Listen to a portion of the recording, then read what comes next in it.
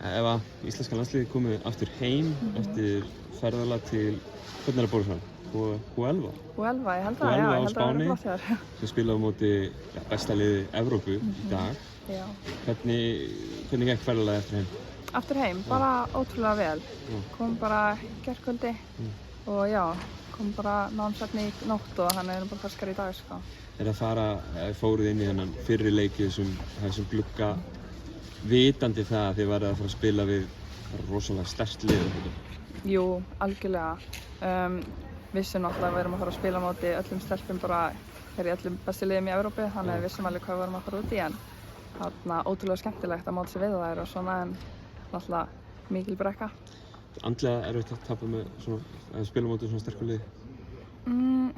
Bæði bara ótrúlega gaman, þetta er ekki eitthvað sem maður er ofta að gera, en þú veist, það er aldrei gaman að tapa með svona miklu, sko, en samt alveg skemmtilegt. Já. Íslenska liðið núna í þessum riðli, það eru 3 leiki búnir, þeir eru með 3 töp, misstór. Fá Rúmeníu heima á morgun, hafið þið eitthvað verið að skoða þér? Já, vorum að koma að fundi núna bara og eiginlega beint eftir bara leikinn úti, þá fórum við bara beint með fókusin eiginlega á þennan leik, af því við eigum fullan séns þar og teljum okkur alveg, já, bara í bullandi séns og ætlum að vinna. Er eitthvað svona í leikskipulaginu hjá ykkur sem þið ætla að klekkja á þeim með? Ekkert þannig, en bara mæta, þú veist, það voru margir alveg einhverjir góði kaflar í vörninni á móti Spáni sem við gerðum alveg vel og viljum bara halda áfram að mæta fasta fyrir og, já.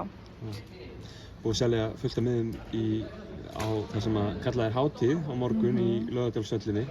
Getur þú hlakka til að fá að koma að spila heima í þessum aðstæðum hér? Algjörlega, bara geggja að það sé svona mikil stemming í kringum þetta og við ætlum að mæta það geggja eftir leiks. Best að gera, gangi ykkur vel. Takk.